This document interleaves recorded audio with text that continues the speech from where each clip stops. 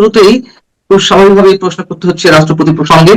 আমার প্রশ্ন হচ্ছে যে সেই পুরনো প্রশ্ন, যে বিএনপি বললেই তো বা ইঙ্গিত দিলেই তো রাষ্ট্রপতি পদত্যাগ করতেন, কিন্তু তা না করে এত নাটকীয়তা কি প্রয়োজন ছিল, এবং কেন স্পিকারকে দুদিনের মধ্যে মানে দুদিনের নোটিশে তাকে বিদেশ থেকে ফিরিয়ে আনা হলো, এবং 24শে জুলাইয়ের মধ্যে তাকে কেন পদত্যাগ করতে হলো? এতে করে যে প্রশ্নগুলো উঠেছে তাতে করে বিএনপি আসলে কতটা লাভবান হলো আপনার কি মনে হয়? আমি এটা বুঝি না। বিএনপির একটা কিন্তু ঐতিহাসিকভাবে বিএনপি রাষ্ট্রপতিকে নিয়ে ডিল করতে পারে না। আপনি হিসাব করে দেখেন পান্না ভাই, 82 সালে হোসেন মোহাম্মদ এরশাদ যে রাষ্ট্র ক্ষমতা দখল করলো, তখন কিন্তু আওয়ামী লীগ ক্ষমতায় ছিল না, তখন ক্ষমতায় ছিল বিএনপি। এবং বিএনপির আব্দুল সাত্তার তার মাত্র 4 মাস কি 5 মাস আগে বিপুল ভোটে, যদিও ডক্টর কামাল হোসেন কারচুপির অভিযোগ করেছিল বা আওয়ামী লীগ সহ অন্যান্য দল, তারপর আব্দুল সাত্তার বিপুল ভোটে বিজয়ী রাষ্ট্রপতি ছিল, জিয়াউর রহমানের খুবই ঘনিষ্ঠ ছিল, কিন্তু আব্দুল সাত্তার নিঃশর্ত আত্মসমর্পণ করেছে। তারপরে 2002 সালে বিএনপিরই প্রতিষ্ঠাতা মহাসচিব রাষ্ট্রপতি জিয়াউর রহমানের আরো এক ঘনিষ্ঠ, যাকে জিয়া রাজনীতিতে পিক করেছিলেন, সেই বদরুল্লাহ চৌধুরী রাষ্ট্রপতি হওয়ার 3 মাসও বোধহয় যায়নি, একবারে তুলকালাম কাণ্ড। তারপরে বদরুদ্দোজাকে ওই মহাখালী রেল লাইন, মগবাজার না মহাখালী কোনটা মনে নাই, রেল লাইন দিয়ে দৌড়ানো দেওয়া।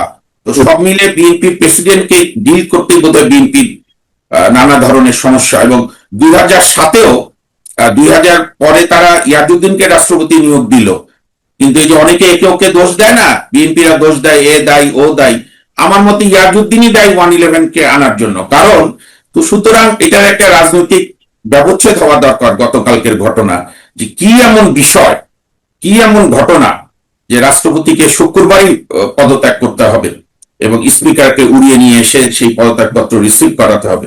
কারণ আমাদের সংবিধানের যে স্কিম, সেখানে রাষ্ট্রপতির কর্মকাণ্ড তো সংসদীয় গণতন্ত্রে খুবই খুবই সীমিত। একটা সম্মানের বলছেন যে আপনাকে ফিরে আসার পথ তৈরি করে দিতে, কিংবা নতুন করে একটা সাংবিধানিক সংকট কিংবা রাজনৈতিক জটিলতা সৃষ্টির জন্য তিনি জরুরি অবস্থা ঘোষণা করতে পারতেন, তিনি সংসদ ভেঙে দিতে পারতেন। এই ধরনের কোনো কিছু হওয়ার কি ন্যূনতম সুযোগ ছিল, বা এই রাষ্ট্রপতি করতে পারতেন? পান্না ভাই, আমার দাদি একটা কথা বলতেন, আগেকার দিনের মানুষ তো পণ্ডিত ছিলেন, যে মূর্খদের কোনো গ্রাম নাই, সব গ্রামই মূর্খ থাকে। প্রথম কথা, প্রেসিডেন্ট এই গতকাল যিনি রিজাইন দিলেন, বীর মুক্তিযোদ্ধা শাহাবুদ্দিন চুপ্পুর সাহেব থাকতেই তো শেখ হাসিনা দেশ ছাড়লেন, আওয়ামী লীগ সরকারের চেঞ্জ হলো, রেজিম চেঞ্জ হলো। তো তখনও তো উনি আটকাতে পারতো জরুরি আইন দিয়ে। ওনাকে দোষ দিয়ে তো লাভ নাই। আমাদের সাংবিধানিক স্কিম এরকম যে এখানে প্রধানমন্ত্রী এবং ক্যাবিনেটের কাছে সব ক্ষমতা, আর ক্ষমতা কাদের কাছে থাকে? যাদের হাতে বন্দুক থাকে, অর্থাৎ সেনাবাহিনী। তো এই 5 আগস্টের আন্দোলন তো বুঝাই যাচ্ছে, আমি ভদ্রভাবে বললেও এটা সেনা সমর্থিত, সেনা নির্দেশিত একটি আন্দোলন, বা আন্দোলন না যদি বলেন, আন্দোলনের একটি চূড়ান্ত রূপ। তো সেখানে রাষ্ট্রপতির কি করার আছে? হ্যাঁ, একটাই করার থাকতো, উনি জীবনটা দিয়ে দিতে পারতো। তাই দিয়ে যদি লাভ হতো সেটা অন্য বিতর্কের। তা এখনো যেখানে প্রধানমন্ত্রী আছে, সংসদ আছে, সেনাবাহিনী সরকারের সঙ্গে তো ছন্দেই আছে, এখানে ওনার কি ফাংশন? কাজে এটা মনে হয় অবান্তর। বরং আজকের দিনে আমরা স্মরণ করতে পারি যে তার যে 18 মাস ডক্টর ইউনূস তার প্রতি যে অমানবিক অত্যাচার চালিয়েছিল, এবং ইউনূসের সাঙ্গপাঙ্গরা যেভাবে মবক্রেসি করেছিল, যেভাবে সাংবিধানিক শেষ পথটিকেও শূন্য করে দিয়ে এখানকে সিরিয়া, আফগানিস্তান, ইরান বানাতে চেয়েছিল, সেইখানে ওনার যে দৃঢ়তা, আমি দৃঢ়তা বলছি মানসিক দৃঢ়তা, অনেকে কিন্তু এই টেনশন অ্যাবজর্ব করতে পারতো না, কিন্তু উনি যেহেতু বীর মুক্তিযোদ্ধা, এবং তখন বিএনপিকেও ধন্যবাদ দিতে হবে ইতিহাসের জন্য, বিএনপিও বলেছে যে না, রাষ্ট্রপতির পদত্যাগের প্রয়োজন নেই, তাহলে সাংবিধানিক পদ শূন্য হবে। কারণ ইউনূসের তাহলে আরো কয়েক বছর তারই দুঃশাসন, ইউনূস, আসিফ নজরুল সহ তাদের যে গ্যাং, তাদের অত্যাচার, তাদের বাংলাদেশকে মৌলবাদী রাষ্ট্র বানানো সকল চক্রান্ত ইউনূস সফল করতে পারত। সেইখানে রাষ্ট্রপতির দৃঢ়তা, পদত্যাগ না করা, এইটা ইতিহাস তাকে মূল্যায়ন করবে একজন বীর যোদ্ধা হিসাবে, সেনানী হিসাবে।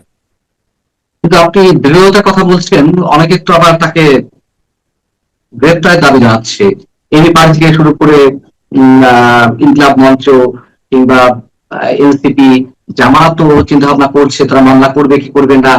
তাহলে দৃঢ়তা যদি দেখিয়ে থাকে, তাহলে এদের এই দাবিগুলো কি, মানে কোন পর্যায়ের?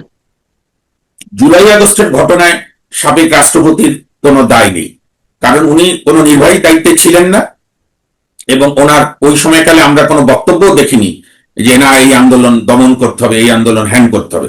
উনি একজন রাষ্ট্রের 1 নম্বর নাগরিক হিসাবে, সবার রাষ্ট্রপতি হিসাবে যা ভূমিকা ছিল উনি সেভাবেই ছিলেন, এবং এই কর্মকাণ্ড হচ্ছে নির্বাহী বিভাগের দায়িত্ব রাষ্ট্রের আইন শৃঙ্খলা ঠিক করা।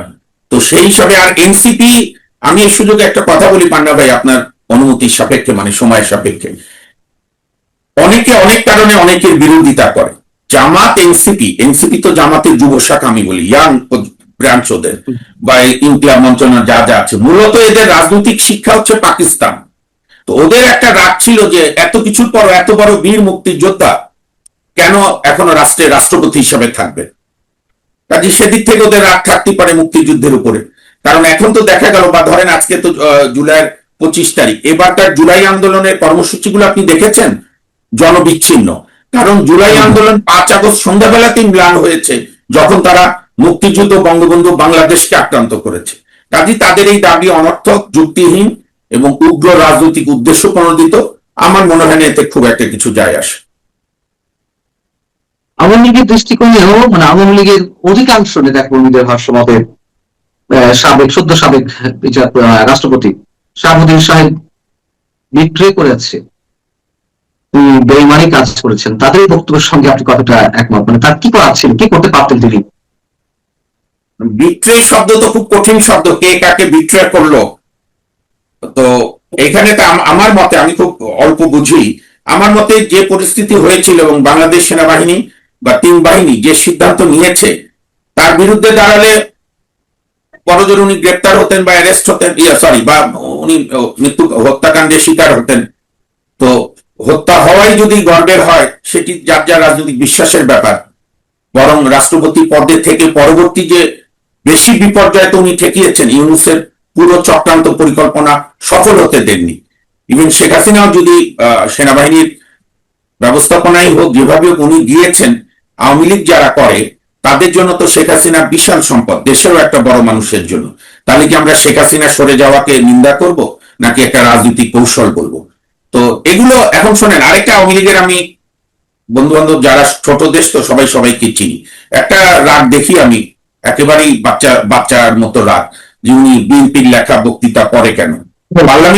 পার্লামেন্টারি সিস্টেমে ক্যাবিনেট অ্যাপ্রুভ ছাড়া রাষ্ট্রপতি কোন স্টেটমেন্ট তো দিতে পারে না, রাষ্ট্রপতি সংসদে বক্তৃতাও দিতে পারে না।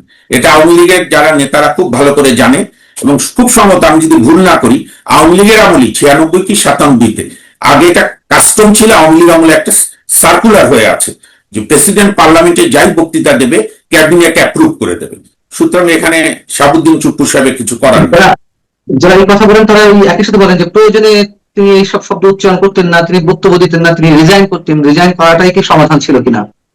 তাহলে তো আমার একটা বিনয়ের সঙ্গে, শ্রদ্ধার সঙ্গে এবং সর্বোচ্চ সম্মানের সঙ্গে প্রশ্ন, আওয়ামী লীগের ঢাকা শহরে তো এখনো অনেক লোক আছে, তো ও পরের দিন যেদিন বঙ্গবন্ধুর বাড়ি ভাঙলো, ধরেন 5 আগস্ট বাদ দেন, 5 ফেব্রুয়ারি, সেদিন 5 লাখ লোক 32 নম্বরে গেল না কেন?